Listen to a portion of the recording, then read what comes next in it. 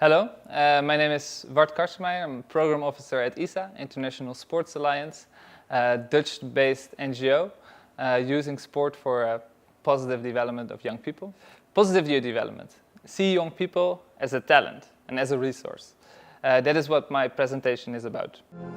Learn, do, master, thought, word, action.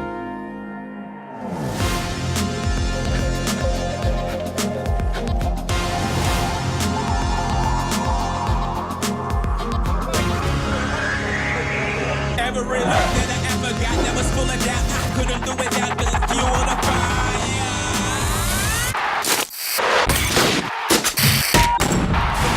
Against me, I'm in the place where fate lies, and I think I'm winning.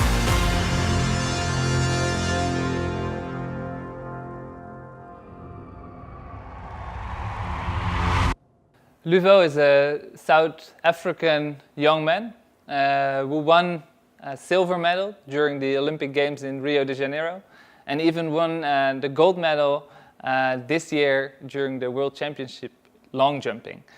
When Luvo grew up, he got addicted to drugs, and in the end, sport, and in this case athletics and long jumping in specific, helped him to overcome his issues related to drugs and helped him to reach his potential and became a world-class long jumper. For me, Luvo tells a story about positive youth development. It tells the story about the talent and the potential that young people have. And it tells about the role that sport can play to bring this talent to the surface and let the young people flourish. But what is positive youth development? Positive youth development is often referred to as a framework, an approach, a structure, an overview, and it's about growing up, becoming older, becoming a young adult. It's about a phase of transition from youth to adult. Often referred to the phase in life starting at about 13 years old till around 21 years old. It's a phase in life where you deal with many issues, and there's many changes, physical changes, psychological changes, psychosocial changes.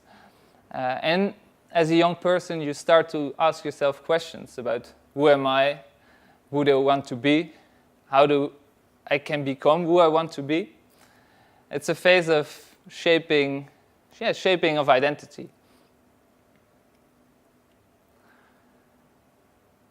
Often, and especially in the past, youth development and adolescence have had a little bit of a negative connotation.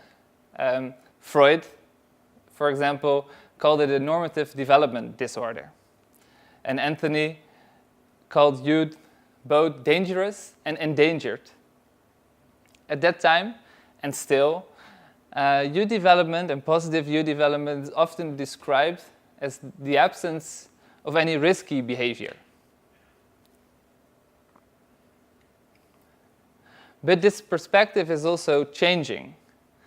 And more and more people, more and more organizations, more and more coaches working with young people in the field start to see young people as a resource, as a potential, as a talent, often using the phrase youth as a resource to be developed rather than a problem to be solved.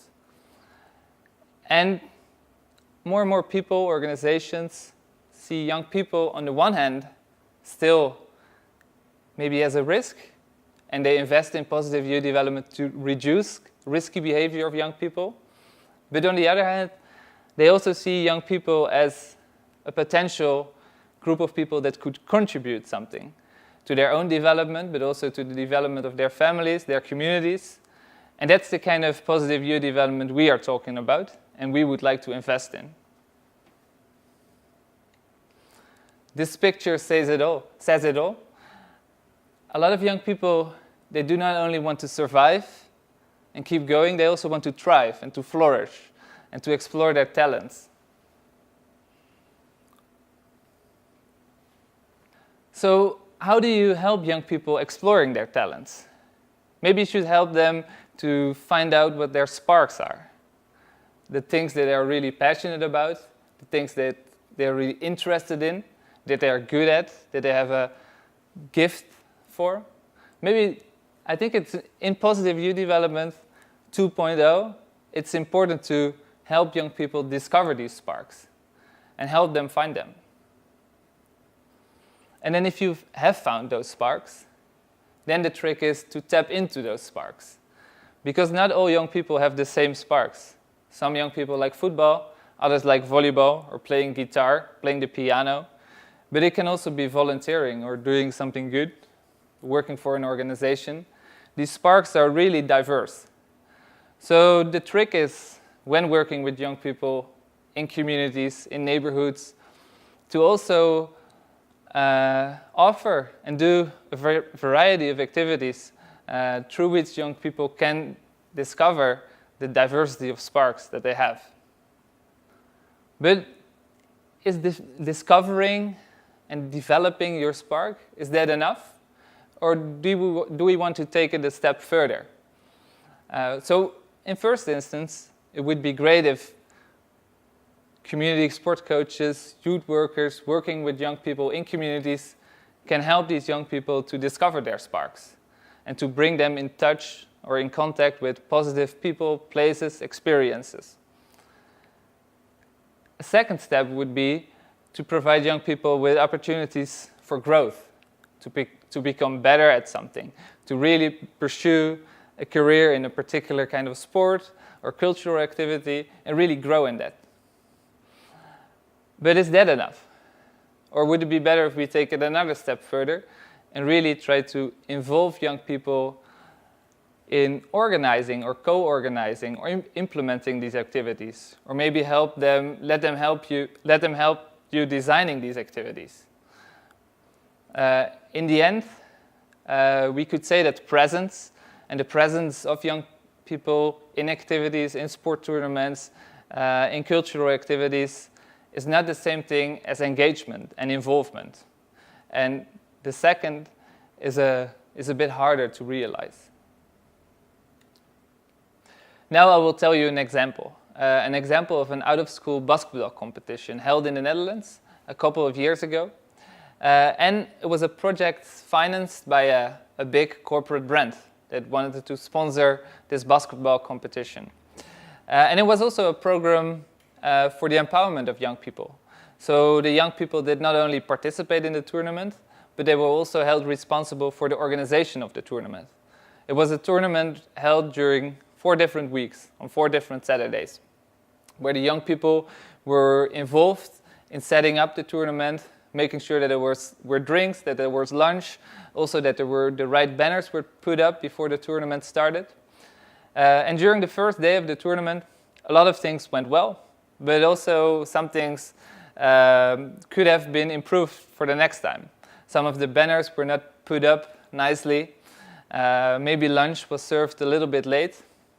And what happened after this first day was that the sponsor of this project decided that they would change the role of the young people in this project, because they were not totally happy with the banners not being put up nicely and some other things. So they decided that in the next 3 weeks, the young people would still participate in the tournament, but they would be less responsible for the organization. What the project manager of the project also could have done was to think of other ways to engage and to involve young people and still keep the quality of the tournament high as he wanted it to be. For example, he could link these young people to a mentor or coach with whom they would organize the second week of the tournament together, keeping up the standards of the tournament and at the same time continue to involve and really engage young people in organizing it, in taking leadership, in empowering them. So I think in the end, it's all stakeholders involved in this process should try to play an active role and also try to be creative in engaging and involving young people. Youth engagement is about the active involvement of young people in shaping their own environment. And this will have positive effects for almost everybody. It will have positive effects for the adults that are involved, that learn better how young people work, think, and how they can contribute. It will also have positive effects for the youth themselves that will become active citizens and prepare themselves for active citizenship.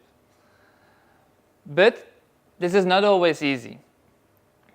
And it demands a lot of energy and persistence from all stakeholders, from the youth themselves, because it's not always easy to organize a tournament 4 weeks in a row, but also from the coaches, the mentors, the youth workers involved.